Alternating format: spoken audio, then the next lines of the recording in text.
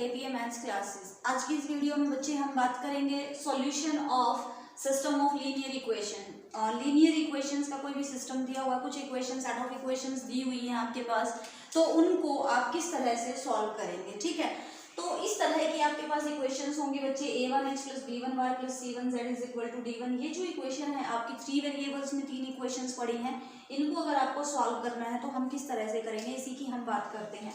अगर मैं इसकी मैट्रिक्स नोटेशन की बात करूं बच्चे, तो मैट्रिक्स नोटेशन आपको जैसे कि पता ही है, ax = b की बात होती है। इस तरह से हम उसको मैट्रिक्स नोटेशन में लिख देते हैं। ए मैट्रिक्स क्या होती है बच्चे, आपके पास जो आपके पास कोएफिशिएंट्स हैं उनको आप मैट्रिक्स में लिख देते हो, जैसे कि a1 b1 c1, a2 b2 c2, a3 b3 c3। तो ये आपकी ए मैट्रिक्स होती है, this is the coefficient matrix. x जो होती है आपके पास x1 y1 या xyz में है तो xyz, ये आपकी कॉलम मैट्रिक्स होती है, कॉलम मैट्रिक्स ऑफ अननोन या फिर वेरिएबल्स बोल देते हैं हम। बी मैट्रिक्स क्या होती है बच्चे, आपके पास कॉलम मैट्रिक्स होती है ऑफ कांस्टेंट्स, जो भी कांस्टेंट्स वैल्यू है वो बी मैट्रिक्स में आ जाती है आपके पास राइट साइड में। ठीक है, अब अगर मैं इसके सॉल्यूशन की बात करूं बच्चे, तो हमारे पास जो सिस्टम ऑफ लीनियर इक्वेशन होता है वो दो तरह से होता है, होमोजीनियस या फिर नॉन होमोजीनियस। ठीक है, होमोजीनियस या फिर नॉन होमोजीनियस। होमोजीनियस सिस्टम क्या होता है, जब आपके पास d1 की वैल्यू 0 हो जाए, d2 की 0 हो जाए, d3 की, ये सारी वैल्यूज राइट साइड में अगर आपके पास 0 हो जाती हैं, तो ऐसा सिस्टम ऑफ इक्वेशन आपका जो है होमोजीनियस सिस्टम कहलाता है। ठीक है, दो तरह का हमारा सिस्टम है, एक तो है होमोजीनियस, इसको हमने सॉल्व करना है बच्चे, होमोजीनियस सिस्टम। एक है आपका नॉन होमोजीनियस सिस्टम। ठीक है, जब होमोजीनियस सिस्टम है बच्चे, होमोजीनियस सिस्टम जो है हमेशा, अच्छा दूसरी बात, और जिस सिस्टम के पास जो है उसका सॉल्यूशन होता है उसको हम बोलते हैं कंसिस्टेंट। इन इक्वेशंस को हम क्या बोलते हैं, कंसिस्टेंट, जहां पर सॉल्यूशन एग्जिस्ट करता है, या तो सॉल्यूशन होगा या नहीं होगा, दो तरह की बातें होती हैं। तो जब सॉल्यूशन होता है तो इन इक्वेशंस को हम बोलते हैं consistent, these equations are consistent. And solution अगर नहीं है उस इक्वेशंस के पास, उनके पास xyz की वैल्यूज नहीं निकल रही हैं या फिर सॉल्यूशन एग्जिस्ट ही नहीं करता है, तो उनको बोलते हैं आप इनकंसिस्टेंट। तो ये हम कैसे डिसाइड करेंगे कि सॉल्यूशन होगा नहीं होगा, किस तरह से हम यहाँ पर निकालेंगे, वही हम बात कर रहे हैं। Homogeneous equations are always consistent. Always consistent means इसका क्या मतलब है कि होमोजीनियस जो सिस्टम होता है उसके पास हमेशा सॉल्यूशन होता है। ठीक है, अब जब सॉल्यूशन होता है तो उसके पास दो तरह का सॉल्यूशन होता है, या तो हमारे पास क्या होता है, ट्रिवियल सॉल्यूशन, और you can say null solution, और you can say zero solution, यानी कि सारी वैल्यू जो है जीरो आती है, वेरिएबल्स की अननोन्स की वैल्यू हमेशा जीरो आती है, या तो ये सॉल्यूशन बनेगा या फिर इनफाइनाइट मैनी सॉल्यूशन बनेगा। अब ये कब बनते हैं हमारे पास सॉल्यूशन बच्चे, इनफाइनाइट मैनी सॉल्यूशन। दो तरह के सॉल्यूशन आएंगे, या तो इस तरह का आएगा या फिर इस तरह का। Homogeneous equations are always consistent, means उनके पास सॉल्यूशन होने हैं, तो दो तरह का सॉल्यूशन हो सकता है, या तो यूनिक सॉल्यूशन, यूनिक मींस यहाँ पर होता है आपका ट्रिवियल सॉल्यूशन, नल सॉल्यूशन और जीरो सॉल्यूशन, या फिर आपका होता है इनफाइनाइट मैनी सॉल्यूशन। ये डिपेंड करता है किस पे, रैंक पे। ठीक है, तो हमने यहाँ पर बच्चे क्या निकालना है, rank of augmented matrix AB and rank of A।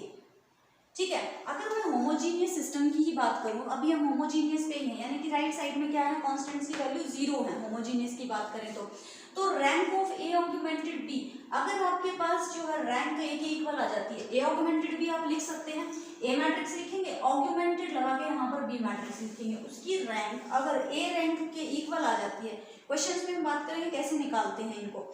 तो सॉल्यूशन, अगर ये रैंक हमारे पास इक्वल है और ये जो हमारे पास नंबर ऑफ अननोन के इक्वल आ रही है, किसके इक्वल आ रही है बच्चे, नंबर ऑफ अननोन के इक्वल अगर आ रही है ये रैंक दोनों की, तो आपका हमेशा और हमेशा ट्रिवियल सॉल्यूशन होगा। लेकिन ये रैंक जो है आपके पास, रैंक ऑफ में इसमें यही लिख देती हूँ, rank of A augmented B is equal to, तो आ रही है, लेकिन वो आ रही है less than number of unknown, less than number of unknown, यानी कि 3 वेरिएबल की कोई क्वेश्चंस पड़ी हैं, 3 वेरिएबल्स की, तो रैंक आपकी 2 आ सकती है, 1 आ सकती है, तो उस केस में इनफाइनाइट मैनी सॉल्यूशंस होते हैं। ठीक है, रैंक अगर नंबर ऑफ अननोन के इक्वल आई तो ठीक है, ट्रिवियल सॉल्यूशन, रैंक अगर less than number of unknown के इक्वल आई तो इनफाइनाइट मैनी सॉल्यूशन। होमोजीनियस के पास हमेशा सॉल्यूशन होता है, ध्यान रखें इस बात का। नॉन होमोजीनियस जो इक्वेशंस है आपकी इनकंसिस्टेंट भी हो सकती हैं, इनकंसिस्टेंट भी हो सकती हैं और कंसिस्टेंट भी हो सकती हैं, यानी कि सॉल्यूशन हो भी सकता है, सॉल्यूशन नहीं भी हो सकता है, दोनों बातें हो सकती हैं। अगर सॉल्यूशन नहीं है तो इनकंसिस्टेंट है, तो आगे हमने बात ही नहीं करनी, इनकंसिस्टेंट आ गई। अगर सॉल्यूशन है, कंसिस्टेंट है इक्वेशन, तो सॉल्यूशन हमारे कितने तरह के हैं बच्चे? दो तरह के, infinite many solution, unique solution. ठीक है जी, infinite many solutions and unique solutions. ठीक है बच्चे, तो ये दो तरह की बात हुई हमारे पास, या सॉल्यूशन नहीं है या फिर है सॉल्यूशन, तो इनफाइनाइट मैनी सॉल्यूशन होगा या यूनिक सॉल्यूशन होगा। अब ये क्या कंडीशंस आएंगी? अब फिर से हमने क्या निकालना है? Rank of A augmented B and rank of A.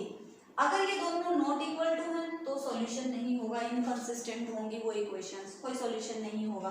अगर वो इक्वल आ जाती हैं, अब आपके पास rank of A augmented B is equal to rank of A आ गई आपके पास, तो यहाँ पर भी आपके पास दो केसेस बनते हैं। क्या?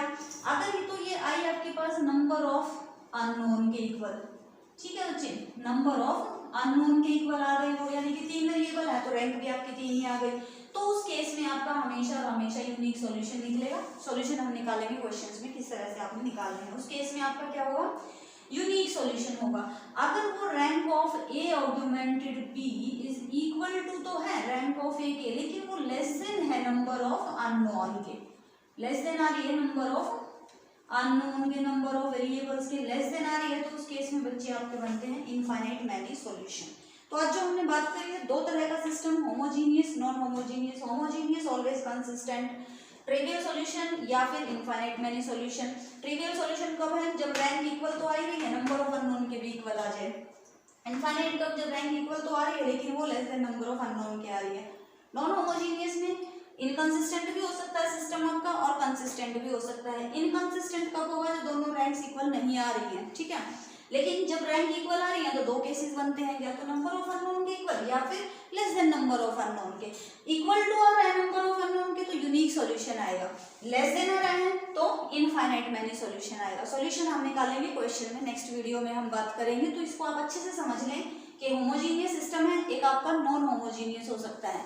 होमोजीनियस का हमेशा सॉल्यूशन होता है, नॉन होमोजीनियस का सॉल्यूशन हो भी सकता है, नहीं भी हो सकता है तो इनफाइनाइट होगा या फिर यूनिक सॉल्यूशन होगा, दो ही तरह की बात होगी, ठीक है। तो ये क्या, किस कंडीशन पे, ये आप अच्छे से कर लेंगे, किस कंडीशन पे आपकी जो सिस्टम है उसके पास इनफाइनाइट मैनी सॉल्यूशन है, किस कंडीशन पे उसके पास यूनिक सॉल्यूशन है। ये कंडीशंस आपने बहुत ध्यान से करनी है कि rank of A augmented B equal आएंगे, सॉल्यूशन होगा तो इक्वल आनी ही आनी है। अगर वो नंबर ऑफ अननोन के इक्वल आ गई, अगर वो नंबर ऑफ अननोन के इक्वल आ गई तो यूनिक सॉल्यूशन, अगर वो less than number of unknown के इक्वल आई तो उस केस में आपका इनफाइनाइट मैनी सॉल्यूशन। ऐसे ही यहाँ पर होता है कि वो अगर रैंक इक्वल होगी, सॉल्यूशन है तो रैंक तो इक्वल होंगी ही होंगी, रैंक इक्वल है लेकिन अगर वो नंबर ऑफ अननोन के इक्वल है तो अगेन आपका ट्रिवियल नल सॉल्यूशन यानी कि जीरो सॉल्यूशन।